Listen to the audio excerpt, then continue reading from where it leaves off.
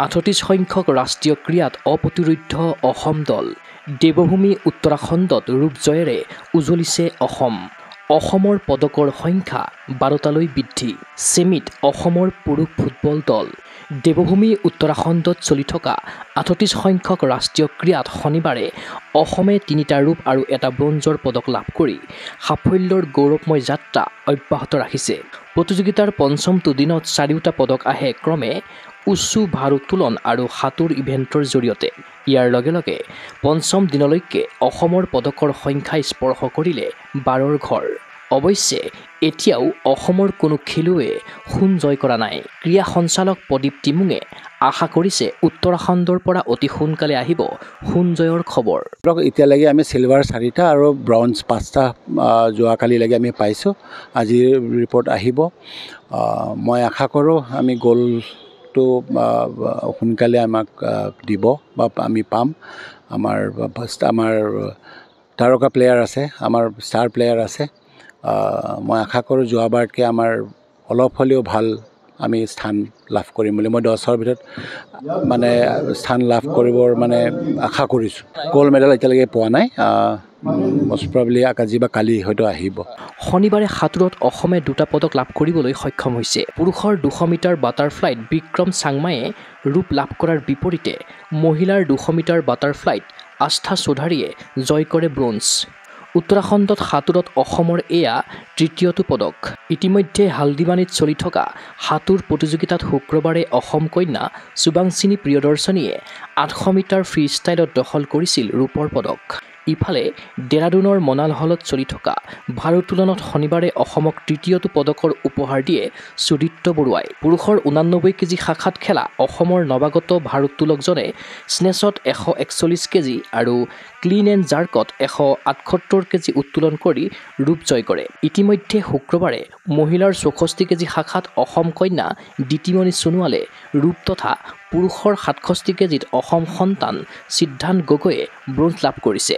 ইফালে 3টা ৰূপ আৰু 2টা ব্ৰঞ্জসহ মুঠ 5টা পদক জয়েৰে ৰাষ্ট্ৰীয় ক্ৰীড়াৰ ইতিহাসত শ্ৰেষ্ঠ প্ৰদৰ্শন কৰি অসমৰ উচু দলে উত্তৰাখণ্ডত সাফল্যৰ অভিযান সমাপ্ত কৰিলে।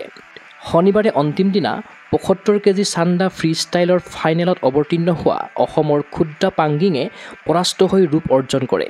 উল্লেখ্য যে উচুৰ জৰিয়তেই চলিত 38 সংখ্যক ৰাষ্ট্ৰীয় ক্ৰীড়াত অসমে প্ৰথমটো পদক লাভ কৰিবলৈ সক্ষম হৈছিল। চানমা ব্ৰহ্মই ৰূপ লাভ কৰি গৌৰৱ অৰ্জন কৰাৰ পাছত মহিলাৰ টাউলু শাখাত ৰূপ দখল কৰে পদ্মিনী নাৰ্জাৰীয়ে। আনহাতে ব্ৰঞ্জ দখল কৰে প্ৰিয়া বড়ো আৰু ইলিনা ৰাভাই। তদুপৰি শনিবাৰে ৰাষ্ট্ৰীয় ক্ৰীড়াত অভিযান আৰম্ভ কৰে অলিম্পিক পদকজয়ী লাভলীনা বৰগোহাঁই আৰু নয়নমণি শইকীয়াই।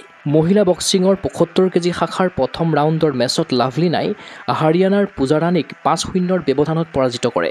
ইফালে পুৰুষৰ 71 কেজি শাখাত অসমৰ নৱাগত বক্সাৰ অভিনৱ শইকীয়াই প্ৰথম ৰাউণ্ডৰ খেলত 5-0ত পৰাস্ত কৰে গোৱাৰ নিখিল নায়কক। আনহাতে লন বলত মহিলাৰ এককত নয়নমণিৰ লগতে মহিলাৰ ফ'ৰ্চ, পুৰুষ ত্ৰিপুল, ল'ৰা-ছোৱালী 15 অনূৰ্ধ্ব, পুৰুষ পেয়াৰ শাখাৰ সকলো মেচত জয়লাভ কৰিছে। অসম ফুটবল দলে চলিত 38 সংখ্যক ৰাষ্ট্ৰীয় ক্ৰীড়াৰ ছেমিফাইনেলত প্ৰৱেশ কৰিছে।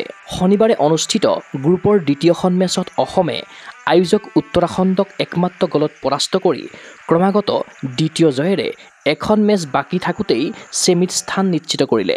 অসমৰ হৈ বিজয়সূচক গ'লটো স্ক'ৰ কৰে টিমোথী নাৰ্জাৰীয়ে। অসমৰ ফুটবল দলৰ এই জয়ৰ পাছতেই মন্তব্য কৰিছে chef de mission Abhijit Bhattacharya আৰু deputy chef de mission Hiren গগৈয়ে। আজি এক্সট্ৰাঅৰ্ডিনাৰী এখন খেলা উত্তৰাখণ্ডৰ এগেইনষ্টত আছিলে। গধূলি সময়ত গোটেই ফুল ক্ৰাউড ভৰ্তি, তাৰ মাজত অসমৰ 4জন স্পেক্টেটাৰসকল, মই নিজে হীৰেন গগৈ, চুইমিঙৰ ছেক্ৰেটাৰী ছাৰ ভাস্কৰ ছাৰ আৰু 2জন টেকনিকেল ডেলিগেট। এক্সেলেণ্ট গেম খেলিছে। 1-0 গেমত উত্তৰাখণ্ডক পৰাজিত কৰিছে। গোটেই ষ্টেডিয়ামৰ ছাপৰ্টাৰ এগেইনষ্টত খেলিছে। আজি চিফ মিনিষ্টাৰ, আমাৰ অসমৰ চিফ মিনিষ্টাৰৰ বাৰ্থডে হয়। এইটো ফুটবল টিমৰ ফালৰ পৰা চিফ মিনিষ্টাৰ ছাৰলৈ এটা বাৰ্থডে গিফ্ট। আজি অসমৰ বাবে এটা খুব গৌৰৱৰ দিন। 38 সংখ্যক ৰাষ্ট্ৰীয় গেমছ উত্তৰাখণ্ডত অনুষ্ঠিত হৈ থকা আমাৰ অসমৰ ফুটবল দলটোৱে 17 বছৰ পাছত ছেমিফাইনেলত পদাৰ্পণ কৰিছে। ইতিমধ্যে আমি লীগৰ 2খন মেচত জয়ী হ'বলৈ সক্ষম হৈছোঁ। প্ৰথম মেচত গোৱাৰ বিপক্ষে আমি 3-2 গ'লত, আজি দ্বিতীয়খন খেলত আমি 1-0 গ'লত ঘৰুৱা দল উত্তৰাখণ্ডৰ বিপক্ষে আমি জয়ী হ'লোঁ আৰু 6 পইণ্ট সংগ্ৰহ কৰি ইতিমধ্যে আমি স্থান আমাৰ ছেমিফাইনেলত নিশ্চিত কৰিছোঁ। আৰু দ্বিতীয় কথা যে ইতিমধ্যে গোৱা আৰু মিজোৰামৰ খেলখন আজি গোৱাত 2-0 গলত বিজয়ী হৈছে। গোৱাৰ পইণ্ট হৈ আছে 3, উত্তৰাখণ্ডৰ পইণ্ট। উত্তৰাখণ্ডৰ মিজোৰামে যিহেতু ড্ৰ খেলিছিলে 1-1 হৈ আছে। ইতিমধ্যে এই দুটা দল হয়তো বাঢ়ি হ'ব। আমি গোৱাৰ লগত এতিয়া আমাৰ গোৱা আৰু আমি হয়তো অসম দলে হয়তো ছেমিফাইনেলত পদাৰ্পণ কৰিব।